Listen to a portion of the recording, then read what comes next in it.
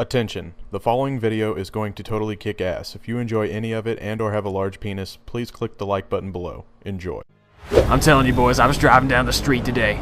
Everyone was looking my way. I was going down with my bike, going on like ram. Everyone looking at me. It was the best time of my life, dude. Made me feel really good. Yeah, man, I got my bike over there, and I was like, whoa.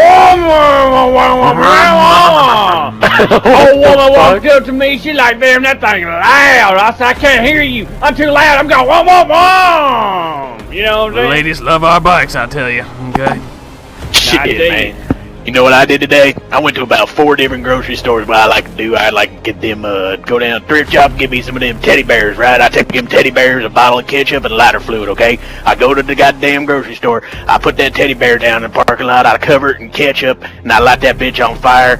And, you know, when people come into the grocery store, they see a bloody fucking on fire teddy bear, it just ruins their goddamn day. Made me feel good as shit, made my dick feel about 9 inches higher, man. It's good.